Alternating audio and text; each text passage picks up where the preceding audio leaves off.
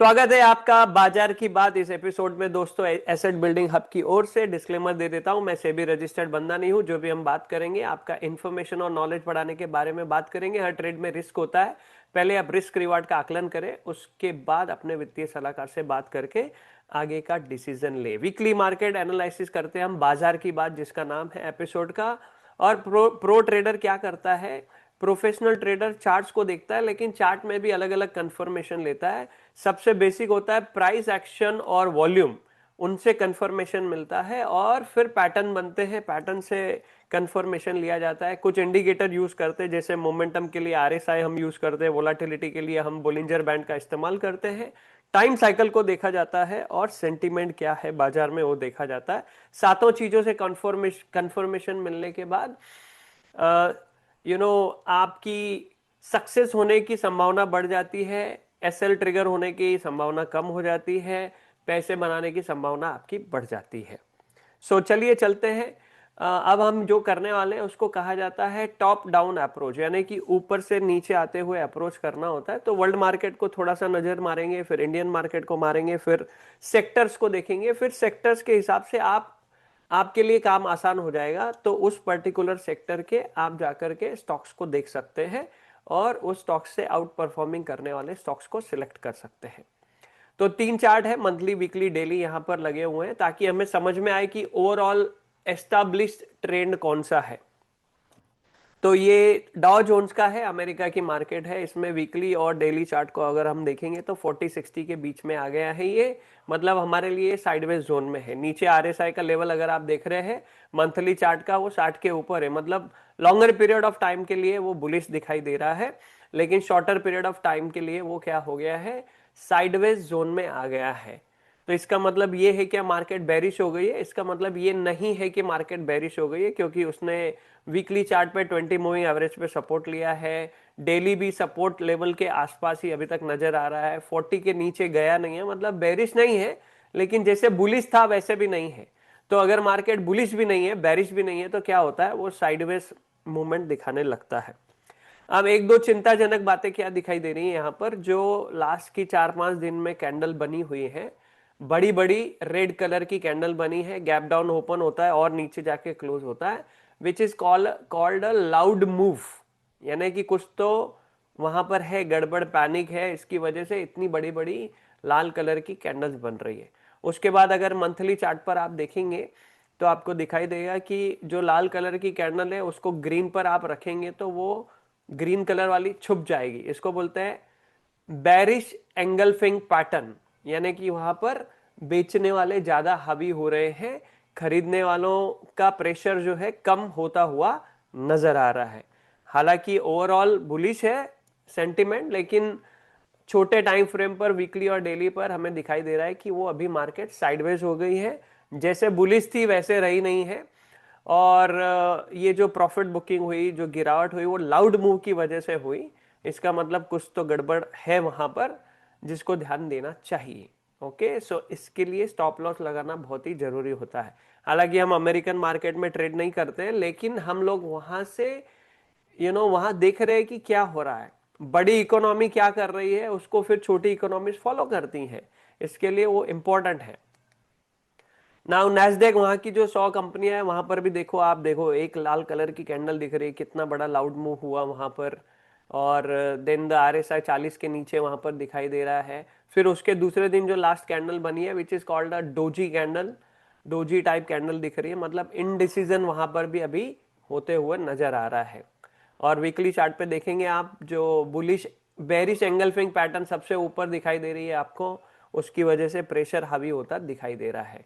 अगर आप weekly chart पे देखेंगे तो जहां और भी लाल लाल 4-5 कैंडल दिख रही है, उसमें सबसे ऊपर वाली लाल कैंडल है वो बेरिश एंगल्फिंग पैटर्न है, उसने ग्रीन वाली को एंगल्फ कर दिया और बहुत तेजी से गिरावट वहां पे देखने को मिली। अभी भी करंट मार्केट सिनारियो में जो सबसे बड़ी कैंडल है उसने ग्रीन वाली कैंडल को एंगल्फ कर दिया है और गिरावट यहां से जारी होती हुई नजर आ रही है। मंथली चार्ट पे भी बेरिश एंगल्फिंग पैटर्न दिखाई दे रहा है। सो मार्केट जैसे एकदम तेज गति से ऊपर जा रही थी, उसको ब्रेक लगता हुआ यहां पर दिखाई दे रहा है। हालांकि वो बुलिश नहीं हुई, बेरिश नहीं हुई है, लेकिन ब्रेक लग रहा है, मतलब ना ऊपर तेजी से जा रही है, ना नीचे, तो फिर वो साइडवेज रहने की संभावना ज्यादा नजर आती है, जो कि आरएसआई ने भी हमें पहले ही इंडिकेट यहाँ पर कर दिया है। वीकली चार्ट भी यहाँ पर 20 एमए के ऊपर है, मतलब वो है अभी बुलिश जोन में, लेकिन उस तरीके से तेज गति में नहीं जा रही है। Now look at this is called S&P 500। वहां की 500 कंपनियां, अमेरिकन 500 कंपनियां, वहां पर भी नैस्डैक जैसा ही यहाँ पर कुछ सिंबल हमें सब एक जैसे ही दिखाई दे रहे हैं। सो छोटा ट्रेंड जो है वो साइडवेज हो गया है। प्रॉफिट बुकिंग वहां पर थोड़े वोलाटिलिटी के साथ हो रही है, और मंथली चार्ट पे अभी तक मंथ खत्म नहीं हुआ है, तो हम ऐसा कंफर्म नहीं कर सकते कि बेरिश एंगल्फिंग मंथली चार्ट पे बन गई है, लेकिन अभी तक के ये सिनारियो यहाँ पर हमें नजर आ रहा है। ओके, और वीकली चार्ट को आप ध्यान से देखेंगे तो आपको ये दिखाई देगा, जो जो पुराना वाला लो था जहां पर और एक रेड कैंडल आपको दिखाई दे रही है, उस लो को तोड़ा था इस वीक में, लेकिन क्लोजिंग नीचे नहीं हुई, क्लोजिंग उसके ऊपर आके हुई है, which is a good sign. मतलब प्रीवियस वाला लो अभी टूटा नहीं है। प्रीवियस वाला लो टूटेगा तो डाउन ट्रेंड में जाने की शुरुआत होती हुई मानी जाएगी, लेकिन अभी तक के वो यहाँ पर मानी नहीं जा रही है, but sideways kind of market हो गई है, ये दिखाई दे रहा है। ओके, आगे बढ़ते हैं। डैक्स जर्मनी, देखो यहाँ पर थोड़ा सा दबाव ज्यादा दिखाई दे रहा है जर्मनी में। उनके जो प्रीवियस वाले लो थे, 2 बार उन्होंने साइडवेज ट्रेंड में 2 बार लो जो बनाया, वो दोनों बार का लो जो टूट के नीचे क्लोजिंग हो गई, नीचे के बोलिंजर बैंड पे आकर के वो चिपक गई है। इसको बोलते हैं वॉकिंग ऑन द बैंड। और जो जो 2 डोजी कैंडल दिख रही है, लोएस्ट लो बनी थी उस रेंज में, उसका लो टूट गया है। सो यहाँ पर थोड़ी सी तकलीफ दिखाई दे रही है। और महीने के चार्ट को आप देखेंगे, मंथली चार्ट को, बहुत सारी डोजी कैंडल है, और बाद में अभी ये लाल वाली कैंडल ने उनका लो तोड़ दिया है। डेली चार्ट पर भी आप देखेंगे तो एकदम तेज लाउड मूव, गैप डाउन होके नीचे क्लोज होना, लोअर बोलिंजर बैंड पे आना। और फ्राइडे के दिन डेली चार्ट पे अगर आप देख रहे हैं तो नीचे क्लोज हुई है और लोएस्ट लो पे जाके क्लोज हुई है, which is even a sign of profit booking हो रही है वहां पर। यहाँ पे लाउड मूव दिखाई दे रहा है, मतलब अमेरिका में भी प्रॉफिट बुकिंग हुई, जर्मनी में भी होती हुई दिखाई दे रही है।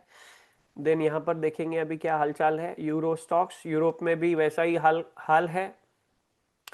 ओके, साइडवेज हो गया डेली, वीकली, मंथली खाली ऊपर है, वहां पर भी bearish engulfing kind of pattern दिखाई दे रहा है। मतलब मार्केट साइडवेज में होती हुई नजर आ रही है, वोलाटिलिटी के साथ, एकदम तेज गिरावट के साथ 3-4 दिनों में, लार्ड मूव के साथ। जैसी वो ऊपर गई थी 3-4 दिनों में, वैसे ही 3-4 दिनों में उन्होंने अपनी बढ़त जो है यहाँ पर गंवाते हुए दिखाई दे रहे हैं। आगे बढ़ते हैं। यूके, सो ओवरऑल व्यू मिलने लगेगा आपको क्या हो रहा है। यूके में भी प्रॉफिट बुकिंग हुई, 3-4 दिन लाउड मूव हुआ, लेकिन ओवरऑल मार्केट बुलिश है। इसका वीकली भी और मंथली भी RSI 60 के ऊपर है, डेली 40 के ऊपर है। मतलब ये बेरिश नहीं है, ये बुलिश जोन में है। प्रॉफिट बुकिंग वहां पर भी हुई, लेकिन अब 2-2 डोजी कैंडल वहां पे बनी है, थोड़ा सा इनडिसीजन है, बट बाकी चार्ट से seems this chart is a good. Okay, एक जैसी प्राइस ऊपर भी नहीं जाती है, उसको कुछ प्रॉफिट बुकिंग के लिए, कुछ नीचे आने के लिए कुछ कारण रहना जरूरी होता है, उस तरीके से चल रहा है। सो ओवरऑल यहाँ पर भी बुलिशनेस है, लेकिन लेकिन प्रॉफिट बुकिंग हो रही है। निकेई के पास चलते हैं। सो यहाँ पर कुछ अलग ही कार्यक्रम दिखाई दे रहा है। एकदम से प्राइस का नीचे आना, एकदम से ऊपर जाना, 500-1000 पॉइंट की मोमेंटम एक दिन में हो जाना। ओके, फिर आप देखिए पिछले 3 कैंडल गैप डाउन ओपन होके नीचे क्लोज हुई, फिर गैप अप ओपन होके इतनी ऊपर गई और 20 एमए को रेसिस्ट करके फिर नीचे क्लोज हुई, फिर दूसरे दिन गैप डाउन ओपन होके फिर नीचे क्लोज हुई, which is extreme volatility. This is not good for option sellers also. Okay, but monthly chart देखेंगे, वीकली चार्ट देखेंगे, वो 60 के ऊपर दिखाई दे रहा है। ओवरऑल बुलिश है वो, लेकिन बहुत उसमें वहां पर वोलाटिलिटी का माजरा नजर आ रहा है। डेली में 20 एमए को अभी वो रेसिस्ट करने लगा है, पिछला वाला लो तोड़ दिया है डेली चार्ट पर। सो थोड़ा सा संभल के हमें रहने की जरूरत है यहाँ पर। ओके, अगला मार्केट है कोरिया का मार्केट। ओके, ये सब विकसित कंट्रीज है, इसके लिए हम उनको देख रहे हैं। यहाँ पर भी लाउड मूव, उसी तरीके से वोलाटिलिटी देखने को मिली। तो सब जगह वोलाटिलिटी एक जैसे हमें देखने के लिए मिल रही है। हैंग सेंग, ये हांगकांग का मार्केट है, यहाँ पर और ज्यादा कमजोरी नजर आ रही है।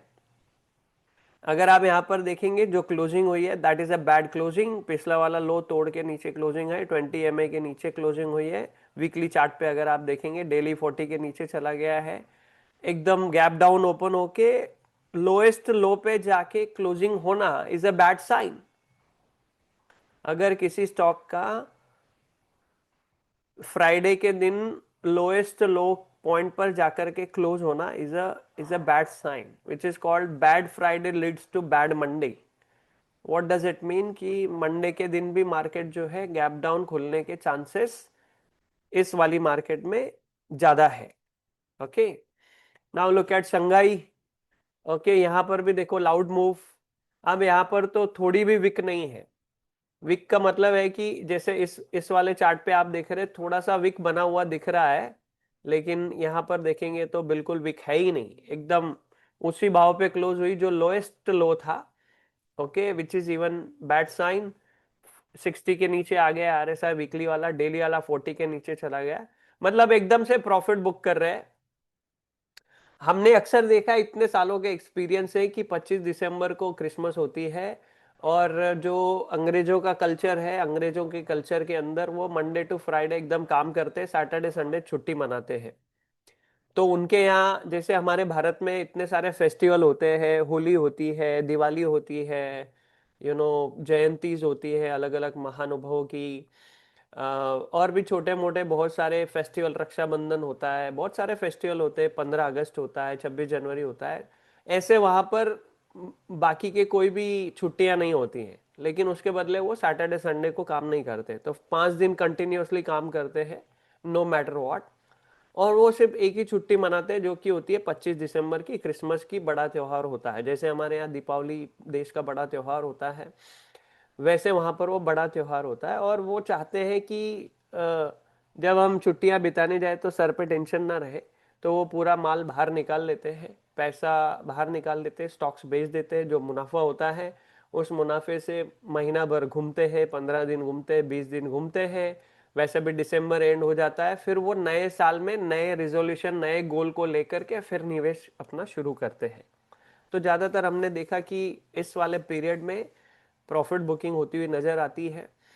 और थोड़ा सा उसमें सेंटिमेंट भी और बिगड़ जाए तो फिर वो उसको और, यानी आग के अंदर घी का काम हो जाता है। Okay, that is what we experienced, और उसके कुछ आसार हमें यहां पर भी होते हुए नजर आ रहे हैं।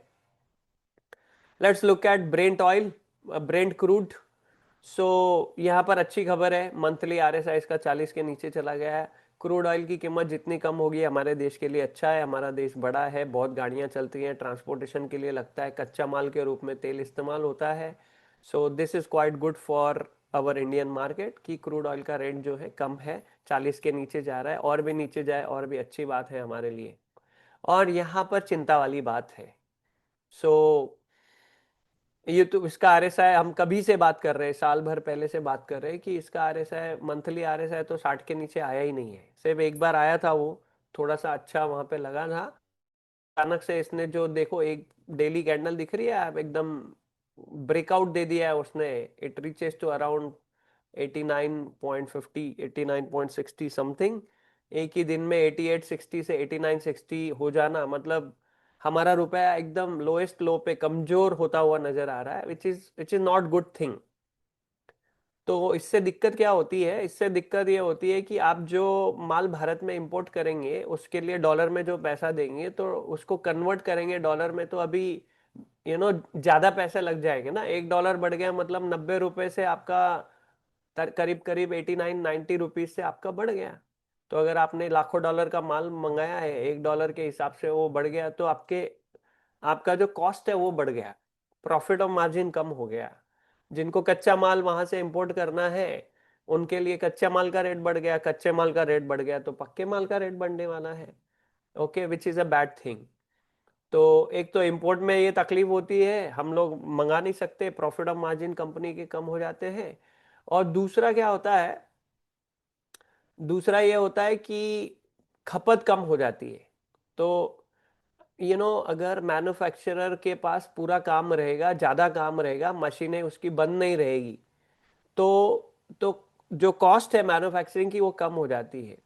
लेकिन कच्चा माल का प्राइस बढ़ गया और कुछ समय के लिए काम रुक जाता है, लेट्स से घंटा भर किसी फैक्ट्री का काम रुक जाता है, तो उसका असर उनके मैन्युफैक्चरिंग कॉस्ट पे पड़ता है, क्योंकि बाकी सारे खर्चे तो लागू ही है ना। वर्कर तो लागू ही है, 1 घंटा काम नहीं करेंगे तो वर्कर को तो 1 घंटे का पैसा काट नहीं सकते, वो तो बोलेगा कच्चा माल नहीं है, मैं क्या कर सकता हूँ। सो सारी चीजें एक साथ इम्पैक्ट करने लगती हैं, जिसकी वजह से फिर हमें ये नजर आता है कि वहां पर गिरावट तेजी से हो रही है। दूसरा आप देखेंगे, डॉलर का मजबूत होना, ये दूसरा एक संकेत है कि एफआईआई वो इंडियन स्टॉक मार्केट से पैसा बाहर निकाल रहे, या जहां पर भी उन्होंने निवेश करके रखा है वहां से पैसा बाहर निकाल रहे और अपने देश में बॉन्ड्स में और डॉलर में निवेश कर रहे हैं। Okay, so this is another sign कि पैसा बाहर निकल रहा है, वो यहाँ पर हमें चार्ट पे दिखाई दे रहा है। ओके, सो मे बी ये गिरावट लंबी हो सकती है, इसके लिए स्टॉप लॉस का इस्तेमाल करना बहुत जरूरी। अब ये हो गया बाहर की मार्केट का, तो हमने को एक व्यू मिल गया कि क्या हो रहा है वहां पर। अब हम चलते हैं हमारे देश में क्या हो रहा है। हमारा देश भी बड़ा देश है, वर्ल्ड की चौथी इकोनॉमी बन गया है, छोटा देश नहीं है। Okay, so let's go. Sensex monthly, weekly, daily तीनों चार्ट आरएसआई 60 के ऊपर है। लाइफ टाइम हाई के नजदीक पहुंच गई है मार्केट, और वहां पर रेसिस्टेंस है उसका रिस्पेक्ट कर रही है। ओके, सो अगर आप देखेंगे कंपैरेटिवली पिछले 4-5 दिनों का बाकी लोगों का हालचाल और हमारा हालचाल, ये दोनों में अंतर है। हम काफी तेज गति से ऊपर गए, वो तो पिछले हफ्ते में एकदम तेज गति से नीचे आए हैं। सो हमारी मार्केट बहुत अच्छी दिख रही है। वीकली कैंडल हमारी ग्रीन है, यहाँ पर खाली सिर्फ डेली एक कैंडल जो हमें दिखाई दे रही है, जो शायद लाइफ टाइम हाई को क्रॉस करने की कोशिश करी, फिर थोड़ा सा प्रॉफिट बुकिंग वहां पर आते हुए नजर आया है। सो असर तो हमारे ऊपर भी हुआ है, लेकिन चार्ट बता रहे हैं कि कुछ अभी तक इतना खास तेज असर नहीं है। हम लोग थोड़ा मजबूत स्थिति में यहां पर नजर आ रहे हैं। नाउ निफ्टी के पास चलते हैं, थोड़ा ज्यादा वक्त बिताऊंगा मैं यहां पर निफ्टी को देखने में। सो निफ्टी ने लाइफ टाइम हाई नया बनाया, और सेकेंड टाइम हाईएस्ट हाई पर क्लोजिंग हमको देखने को मिली, सेकेंड हाई क्लोजिंग देखने को मिली, और बहुत अच्छे वॉल्यूम वहां पर ऐड हो रहे हैं। और ये रेसिस्टेंस लेवल है, इसके पहले भी उस रेसिस्टेंस लेवल को क्रॉस करने का प्रयास किया गया, लेकिन वो सफल नहीं हुआ। इस बार भी उसको क्रॉस करने का प्रयास किया जा रहा है, थोड़ा सा प्रॉफिट बुकिंग वहां पर आते हुए नजर आया है। तो लास्ट अगर सैटरडे का आप वीडियो देखेंगे तो हम बात कर रहे थे कि मार्केट हमेशा रेसिस्टेंस का और सपोर्ट का रिस्पेक्ट करती है। So this is what the respecting of the resistance अभी चल रहा है। तो बाकी मार्केट की तुलना में हम लोग काफी काफी अच्छे स्थिति में नजर आ रहे हैं। मंथली कैंडल भी हमारी बुलिश ही दिखाई दे रही है, बाकी सब जगह बेरिश एंगल्फिंग हमें दिखाई दे रही थी। खाली डेली का एक कैंडल जो कल का है फ्राइडे का, वो थोड़ा सा प्रॉफिट बुकिंग वाला हमें नजर आया। ओके, लेकिन प्रॉफिट बुकिंग भी होते रहनी बहुत जरूरी है। सिर्फ एक जैसे मार्केट ऊपर जाएगी तो दिन के बाद रात के बाद दिन, ओके, उतार चढ़ाव जीवन में आएंगे तो प्रगति ठीक ढंग से होती है। अगर एक जैसा ही सब अच्छा माहौल मिलेगा तो खराब माहौल मिलने के बाद बड़ी तकलीफ होती है। This kind of situation is happening over there. So profit booking भी होता रहना चाहिए, हेल्दी होता है वो ट्रेंड के लिए। लेकिन इसका मतलब ये नहीं है कि आप नियमों का उल्लंघन करेंगे, स्टॉप लॉस को नहीं लगाएंगे। If the stop loss is get triggered, if the market is still bullish but your SL is getting trigger, so वहां से एग्जिट हो जाना चाहिए, राइट। सो ओवरऑल ठीक ठाक दिखाई दे रहा है यहाँ पर। ओके, अप ट्रेंड में बैंक निफ्टी तो आउट परफॉर्मिंग ही कर रहा है, और तीनों आरएसआई 60 के ऊपर है। कल गैप डाउन ओपन हुआ, और गैप डाउन ओपन होके नीचे लोएस्ट लो पे आके क्लोजिंग हुआ, विच इज थोड़ी चिंताजनक बात है। अब क्या होता है, हम कई साल से नोटिस कर रहे हैं निफ्टी और बैंक निफ्टी दोनों एक दूसरे के साथ सिंक होके चलते हैं। अब पिछले कुछ समय में क्या हुआ, बैंक निफ्टी ने थोड़ा आउट परफॉर्म कर डाला। उसने तो पिछला वाला हाई कभी से तोड़ दिया, नया बनाया, नया भी तोड़ दिया। सो आउट परफॉर्म कर रही है। इसके लिए फिर वो दोनों को सिंक होने के लिए या तो निफ्टी में खरीदारी आएगी या तो बैंक निफ्टी में मंदी का माहौल आएगा, तो वो दोनों सिंक होते हैं। ओके, सो थोड़ा सा यहाँ पर असर बैंक निफ्टी के ऊपर थोड़ा ज्यादा नजर आया। ओके, ओवरऑल सेंटिमेंट यहाँ पर भी हमें बुलिश नजर आ रहा है, लेकिन सावधान रहने की जरूरत है। लाउड मूव होने की वजह से सावधान रहने की जरूरत है। और अगर ऐसा ही कुछ हो गया है कि वीक के एंड में एकदम लोएस्ट लो पे अगर क्लोजिंग होती है तो चिंताजनक बात होती है। तो यहाँ पर वीकली क्लोजिंग हमारी लोएस्ट लो पे नहीं हुई है, ये अच्छी बात है। अपर बुलिंजर बैंड को चल रही है मार्केट। खाली डेली में कल ऐसा हुआ है तो थोड़ा सा पैनिक लास्ट आवर में बढ़ गया था। Okay, but overall trend seems bullish. Monthly chart को भी देखेंगे, एकदम स्मूथली बुलिश ट्रेंड में चल रहा है, हायर टॉप हायर बॉटम बनाते हुए। लाइफ टाइम हाई है, उसको ऊपर कोई रेसिस्टेंस नहीं है। That is what again good thing about our market altogether, right. So अभी तक क्या समझा हमने कि जो ग्लोबल क्लूज है, ग्लोबल से समझ में आ रहा है कि वहां पर वोलेटिलिटी है, पैनिक हो रहा है, प्रॉफिट बुकिंग हो रही है। और हम इंडियन मार्केट पे आएंगे तो उसका असर अभी तक इंडियन मार्केट पे उतना नहीं हुआ है। कल थोड़ी सी झलक हमको देखने को मिली, प्रॉफिट बुकिंग देखने के लिए मिला, लेकिन आगामी सप्ताह में अगर छुट्टियों के लिए एफआईआई पैसा निकालती है तो ये गिरावट तेज हो सकती है, इसीलिए स्टॉप लॉस लगाना बहुत जरूरी है। चलो सेक्टर्स को देखते हैं, कौन कौन सा सेक्टर परफॉर्म कर रहा है। फाइनेंस निफ्टी बहुत अच्छा परफॉर्म कर रहा है, ओके, लेकिन फिन निफ्टी और बैंकिंग के कुछ कुछ स्टॉक्स जो है वो साथ में है एक जैसे। इसके लिए डेली यहां पर भी लोएस्ट लो पर आकर के क्लोजिंग हुई। ओके, जैसे हमने लास्ट टाइम बात की थी कि हायर हाई पे आकर क्लोजिंग होती है अगर, तो गैप अप ओपन होने की संभावना बढ़ जाती है। वैसे ही लोअर लो पे क्लोजिंग होती है तो गैप डाउन होने की संभावना वहां पर बढ़ जाती है, क्योंकि 3:30 बजे तक बिकवाली कर ही रहे थे, अभी टाइम ही खत्म हो गया, फिर बची हुई अभी मंडे मॉर्निंग को की जाती है। सो ज्यादातर हमने ऐसा देखा है होते हुए। Okay, so let's see what happens on Monday morning. Now this is a Nifty IT. अभी जैसे डॉलर का प्राइस बढ़ता है तो कुछ सेक्टर ऐसे उनको फायदा भी होता है।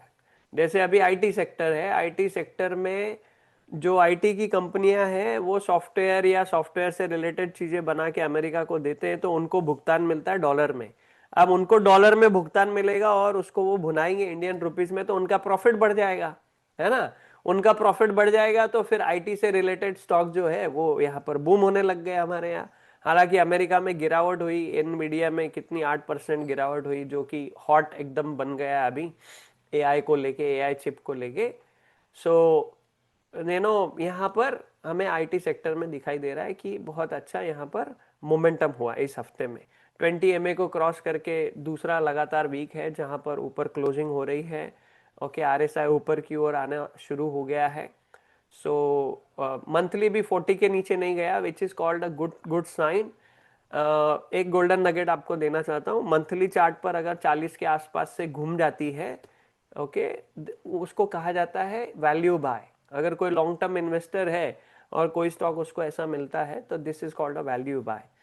सो डॉलर का रेट बढ़ने की वजह से यहाँ पर हमें थोड़ी सी दिखाई दे रही है कि तेजी हो गई यहाँ पर।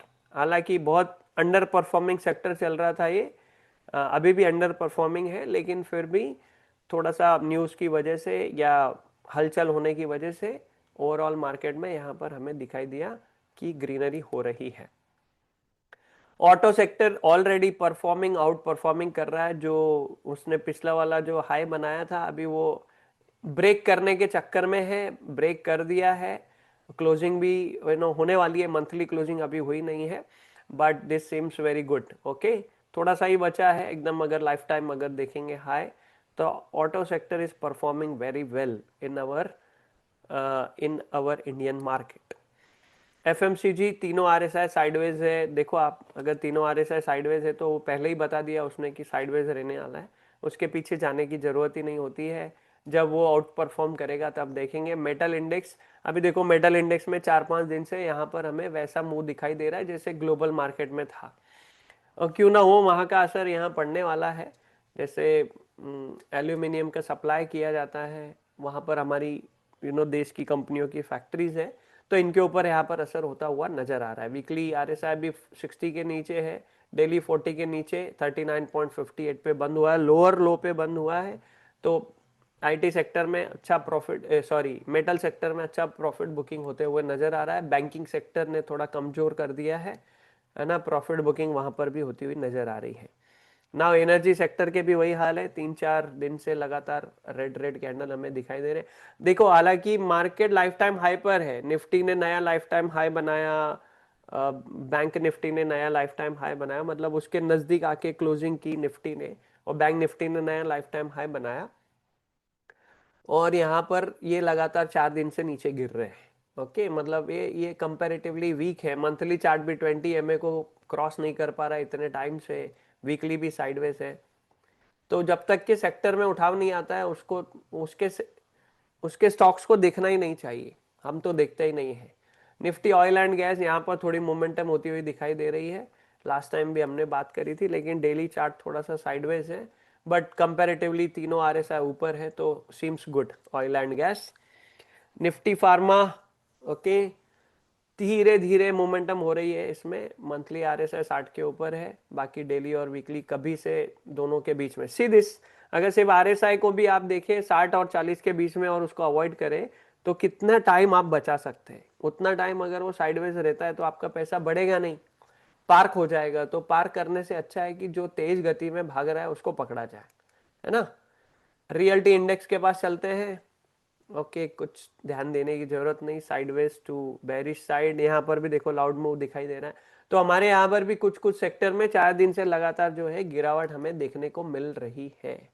ओके, इंफ्रा इंडेक्स अच्छा कर रहा है, तीनों आरएसआई 60 के ऊपर है, यहाँ पर नहीं है गिरावट। ये मार्केट के जैसे चल रहा है जैसे निफ्टी चल रहा है, seems like Nifty which is at par kind of thing, एकदम रेसिस्टेंस लेवल पे, मेक और ब्रेक लेवल पर है। यहाँ से ऊपर जाता है तो फिर नो रेसिस्टेंस जोन हो जाएगा, उसके बाद प्राइस कहां पर भी ऊपर जा सकती है। पीएससी में भी प्रॉफिट बुकिंग हमें देखने को मिल रही है, पब्लिक सेक्टर एंटरप्राइजेस में, सो विच इज ऑल्सो थोड़ा सा। अभी एक दुबई में भी एक दर्दनाक हादसा हुआ, वहां पर हमारे तेजस विमान दुर्घटनाग्रस्त हो गया। सभी आपसे निवेदन है कि नीचे कमेंट बॉक्स में RIP लिख दीजिए, उनकी आत्मा को शांति मिले और उनके घर वालों को ये दुख सहन करने की क्षमता प्रदान हो। ओके, दुखद घटना हुई और HAL कंपनी बनाती है उस विमान को, तो मे बी उनके ऊपर असर पड़ सकता है, स्टॉक के ऊपर भी असर पड़ सकता है, मार्केट के ऊपर भी, इंडेक्स के ऊपर भी असर पड़ सकता है। सो यू नो इस तरीके से कुछ घटनाएं हो जाती है, जिस घटनाओं की वजह से मार्केट का सेंटीमेंट थोड़ा थोड़ा बिगड़ जाता है। ओके, PSU बैंक बहुत अच्छा परफॉर्म कर रहे थे और वहां पर भी प्रॉफिट बुकिंग देखने को मिली। तो होता क्या है नॉर्मली, एक एक इंसान या एक ट्रेडर क्या सोचता है, एक ट्रेडर ऐसा सोचता है कि कौन से स्टॉक में मुझे सबसे ज्यादा पैसा मिल रहा है, तो पहले उसमें प्रॉफिट बुक करता है। मान लीजिए आपने 2 स्टॉक खरीदे, एक खरीदा 400 रुपए में, दूसरा भी खरीदा 400 में, एक 400 का 550 हो गया है और दूसरा 400 का 440 हुआ है, तो आप 440 वाले में प्रॉफिट बुक नहीं करते, आप उसमें खड़े रहते हैं। लेकिन जो 400 का 550 हो गया है, वो 550 से 500 जल्दी हो जाएगा, इस चिंता में वो 550 वाले में पहले प्रॉफिट बुकिंग की जाती है। तो PSU बैंक बहुत अच्छा चल रहे थे, तो वहां पर हमें प्रॉफिट बुकिंग होती हुई दिखाई दे रही है। तो ज्यादा जहां से माल बटोरा जाता है वहां पर बटोरने का प्रयास कर रहा है। हालांकि this is at life time high, cross life time high, पिछला वाला लाइफ टाइम हाई क्रॉस कर दिया, नाउ इन ओपन स्काई में है। ओके, ओवरऑल कंप्लीटली वो बुलिश है, लेकिन वहां पर सबसे पहले प्रॉफिट बुकिंग होती हुई नजर आ रही है, which is good also, profit booking होती रहनी चाहिए। ओके, निफ्टी प्राइवेट बैंक देखेंगे, यहाँ पर भी बहुत अच्छा परफॉर्मेंस होता हुआ नजर आया, बट यहाँ पर लाइफ टाइम हाई जो है अभी टूटा नहीं है। सो प्राइवेट बैंक ने भी अच्छा किया, PSU बैंक ने उनसे भी अच्छा किया। बैंकिंग सेक्टर ओवरऑल अच्छा है, मतलब देश अच्छा कर रहा है। बैंकिंग सेक्टर में प्रॉब्लम आएगी तो फिर बाकी सेक्टर में भी प्रॉब्लम होती हुई नजर आएगी। देखो डिफेंस, ये देखो डिफेंस में दिक्कत हो रही है यहाँ पर, और डिफेंस से रिलेटेड है HAL, तो मे बी दिस में go down on Monday morning. Monthly chart ऊपर है खाली, डेली वीकली साइडवेज है। ओके, देखते हैं उसका क्या असर होता है, क्योंकि क्योंकि क्वेश्चन मार्क आ जाता है कि अगर एक विमान ऐसा हो गया तो क्या तकनीकी गड़बड़ है, तो सभी विमान में तो नहीं है, तो एकदम वो पैनिक वाला सिचुएशन है। घटना तो दुखद हुई है, लेकिन उसके बाद का असर भी तो कम नहीं होता है। नाउ मीडिया सेक्टर को देखेंगे। मीडिया सेक्टर बिलो 40, सारे RSI 40 के नीचे, which is completely in a bearish zone. तो आप देख रहे हैं लाल लाल पूरा लोअर टॉप लोअर बॉटम बनते हुए दिखाई दे रहे हैं, और 20 MA पे रेसिस्टेंस चल रहा है। So this is why we will look at this particular indicator which is called RSI, right. अगला सेक्टर है निफ्टी कंज्यूमर ड्यूरेबल। ओके, तीनों RSI साइडवेज वो बुलाती है मगर जाने का नहीं। निफ्टी कंजम्पशन को देखेंगे, दोनों RSI ऊपर है, वीकली और मंथली। डेली आने की कोशिश कर रहा है, सो थोड़ा सा मोमेंटम इसमें दिखाई दे रहा है, लेकिन अभी भी लाइफ टाइम हाई थोड़ा सा दूर है। ओके, देखेंगे क्या होता है। सो अगर आपको वीडियो पसंद आया तो किसी एक व्यक्ति के साथ जरूर शेयर करें। मिलते हैं अगले वीडियो में। Thank you so much for watching the video.